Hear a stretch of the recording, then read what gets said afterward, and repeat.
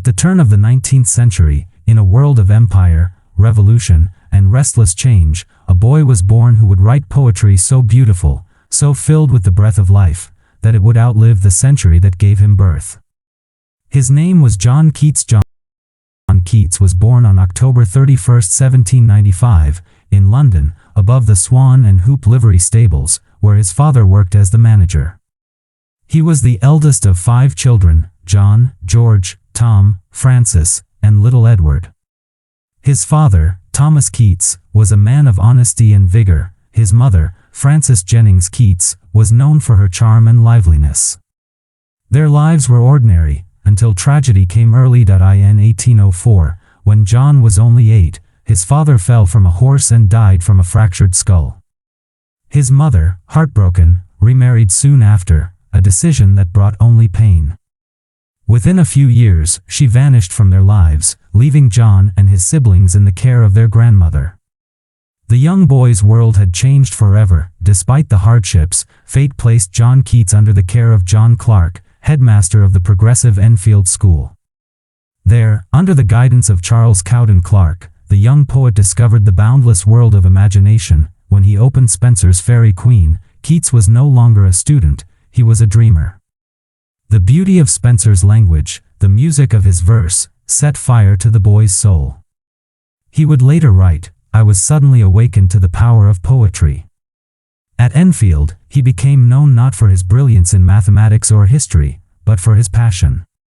He read voraciously, fought fiercely, and dreamed endlessly. There, the seeds of the poet were sown. In 1810, tragedy returned. After years of illness and hardship, Frances Keats, John's mother, died of tuberculosis, the same disease that would one day take him. She was only in her 30s. From that day forward, John Keats grew inward. He was no longer the fiery schoolboy, he became thoughtful, self-contained, and searching. Though grief weighed heavily on him, his friend Charles Cowden Clarke remembered a strange light in his eyes, the look of someone who had seen sorrow, and wanted to transform it into beauty. At 16, Keats left school to apprentice under Thomas Hammond, a surgeon and apothecary in Edmonton. It was a practical choice, stable, respectable, far removed from the world of poetry, but while he learned the art of healing, he never abandoned the art of feeling. Late at night, when the town was asleep, he wrote verses about love, nature, and dreams. The medical texts by day, the muses by in those two worlds, the scientific and the spiritual, shaped his mind. He would come to see the body and the soul as inseparable, the mortal, fleeting shell, and the eternal beauty within. By 1811, the young apprentice had served his term. But his heart was not in medicine. There was something calling, an inner voice that whispered of immortality, of truth, of Bo. He wrote, quietly at first, but with increasing conviction. He had lost much, his father, his mother, his childhood innocence, but in poetry, he began to find something eternal. John Keats was now 17. A boy who had seen more loss than most men, and yet carried within him an unbroken spirit, a hunger for beauty, a belief that words could heal the wounds of life.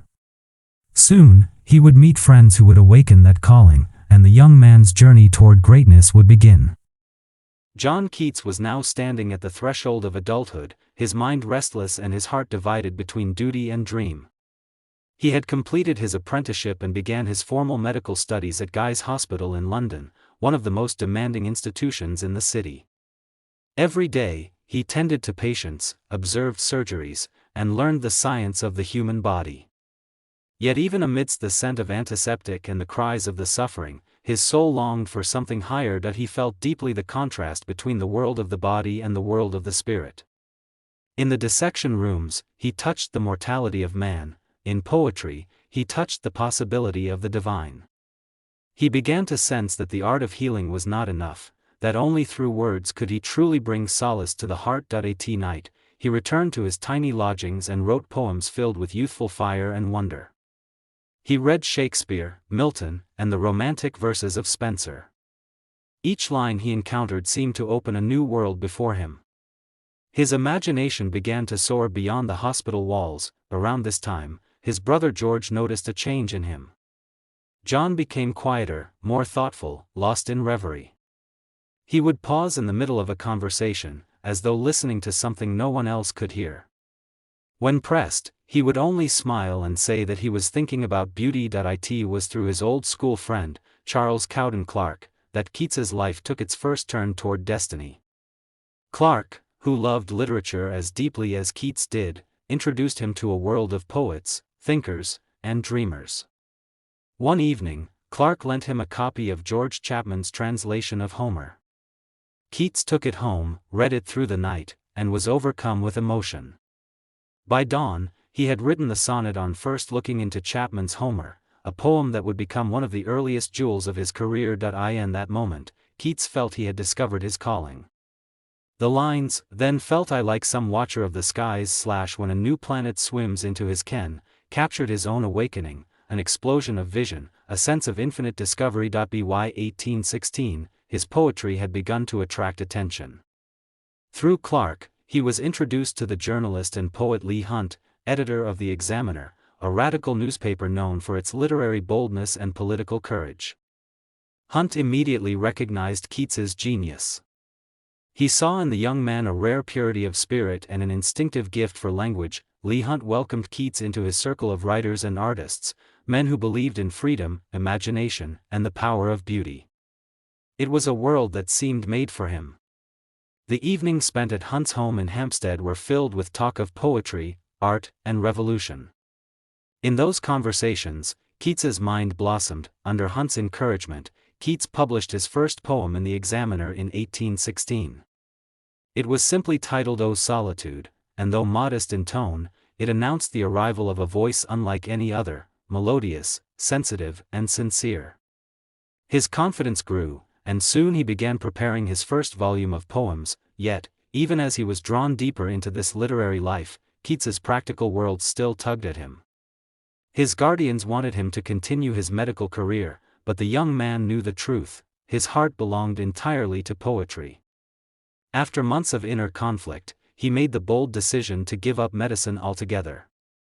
He chose a life of uncertainty, poverty, and creative struggle over the safety of a profession. It was a decision few understood, but it marked the true beginning of his life as a poet. During these years, Keats grew close to his brothers George and Tom. They shared a small house in London, living simply, supporting one another through every hardship. Keats loved them deeply. George was practical and reliable, while Tom was delicate, often ill, and gentle in nature. The bond between them gave Keats comfort amid the growing storms of life. He continued to write with passion. His lines became more assured, his imagination deeper. He was beginning to find his own poetic voice, not merely imitating others, but expressing what he truly felt. Nature, art, love, and mortality filled his verses. In 1817, his first book, Poems, was published. It was a slender volume, modest in sales and quiet in reception, but for Keats, it was a triumph. He had taken his first step into the world of art.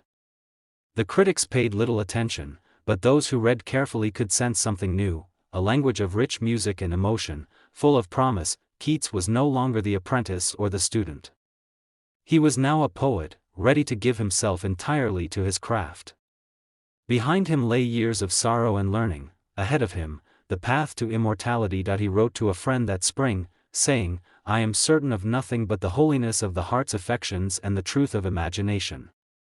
Those words would come to define his life. In that moment, standing at the threshold of greatness, John Keats was only 21 years old.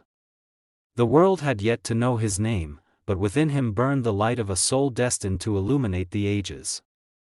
The year 1818 opened like a storm in the life of John Keats. He was now 22, full of promise, passion, and a fierce hunger to prove himself. His first book had been received with polite indifference, but he was undeterred. He had begun work on a long, ambitious poem called Endymion, a story drawn from Greek myth, filled with lush imagery and youthful idealism. He poured his heart into the poem, writing with a belief that art could reach the divine through beauty. "A thing of beauty is a joy forever," he declared in its opening line, a phrase that would echo through centuries. But when Endymion was published later that year, the critics were merciless. Reviewers mocked his language, his youth, and even his class. They dismissed him as a foolish dreamer, an upstart from the lower ranks who dared to write poetry like a lord. The attack was brutal, but Keats endured it in silence. Beneath the hurt, his spirit did not break. He confided to friends that he would write no more, if poetry did not come naturally, like the leaves to a tree. And soon, it began to flow more freely than ever. That summer, he set out on a walking tour of Scotland and the Lake District with his friend Charles Browne. They traveled hundreds of miles on foot, exploring mountains, lakes, and villages, sleeping in inns and cottages, finding inspiration in nature and freedom. Keats was enchanted by the beauty of the landscape, but the journey was harsh. The cold winds and rain weakened him, and before long, his health began to fail. He returned home exhausted, coughing blood, a sign that the same illness which had taken his mother was now growing inside him. Not long after, tragedy struck again. His beloved brother Tom, who had long been ill with tuberculosis, grew weaker each day. Keats nursed him with tireless devotion, watching helplessly as the disease consumed him. In December 1818, Tom died in Keats's arms. The loss tore through his heart, leaving a hollow grief that words could barely contain, yet out of that grief came the most luminous poetry of his life. In the spring of 1819, Keats moved into Wentworth Place, a quiet house in Hampstead, sharing rooms with Charles Browne. There, in the garden next door, he met Fanny Brawne, a lively, intelligent young woman who soon became the great love of his life. Fanny was beautiful and spirited, and though they were neighbors, their worlds were very different. Keats was poor, ill, and uncertain of the future. Fanny was young and full of vitality. Yet something drew them together, a meeting of passion and tenderness that changed him forever. He wrote her letters filled with longing and fear, confessing that his love was both his joy and his torment. "I cannot exist without you," he wrote. "I am forgetful of everything but seeing you again." At the same time, his imagination reached its fullest bloom. Within a few months, he composed a series of poems that would become some of the greatest works in English literature: Ode to a Nightingale, Ode on a Grecian Urn, Ode to Psyche, Ode on Melancholy, and to Autumn. In those odes, Keats transformed sorrow into song. He explored the tension between life and death, joy and transience, love and loss. In Ode to a Nightingale, he sought escape from suffering through the immortal song of the bird. In Ode on a Grecian Urn, he found eternal beauty in art's frozen perfection. Into Autumn, he accepted mortality with serene grace. Every line glowed with maturity and wisdom beyond his years. The critics who once mocked him now stood in awe, but even as his poetry soared, his health declined. The disease that had haunted his family began to tighten its grip. His coughing worsened, his strength failed. He tried to hide it from Fanny, but she saw it in his pale face and trembling hands. They became secretly engaged, knowing that marriage might never come. By 1820, his condition had grown critical. He could no longer work or write. His doctor advised him to seek a warmer climate, far from the cold English winter. It was a cruel decision. He would have to leave his home, his friends, and Fanny behind. Before departing, he published his final book, simply titled Lamia, Isabella, the Eve of St. Agnes, and other poems. Within its pages lay the masterpieces that would secure his place among the immortals. Critics and poets alike began to recognize the depth of his genius. Shelley and Byron, though distant, spoke of him with admiration, but Keats himself no longer cared for fame. He was too ill, too weary.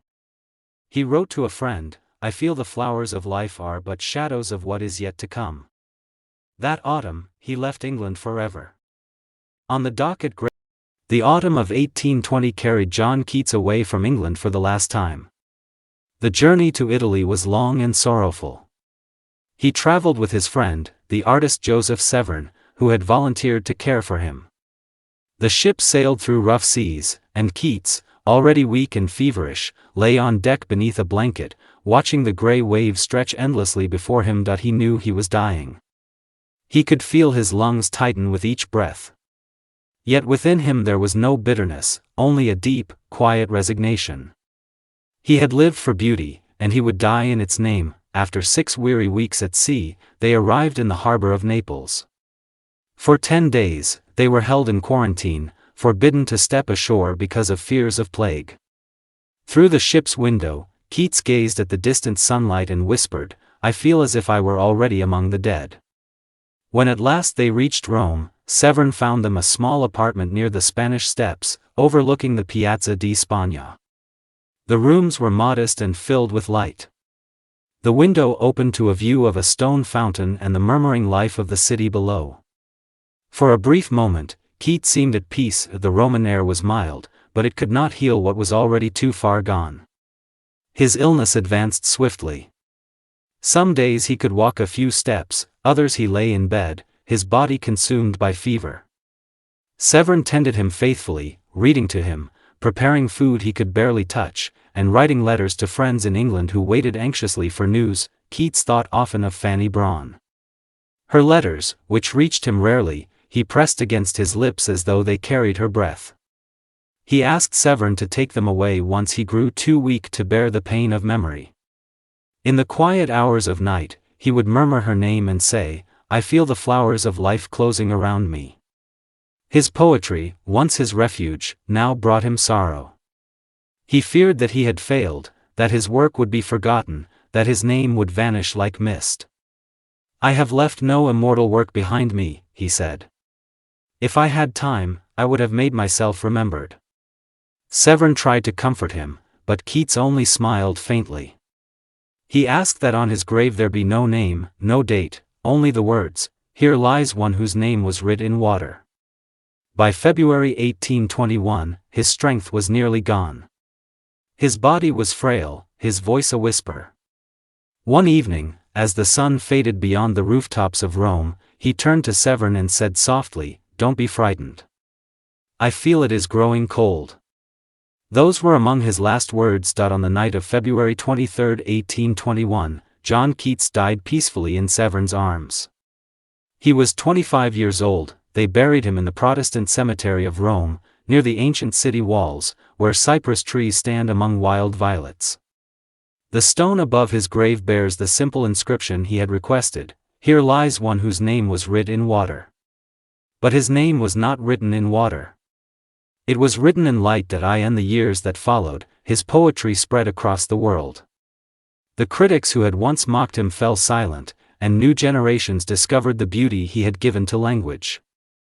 Shelley mourned him in his elegy Adonais, calling him a burning star that fell to earth too soon.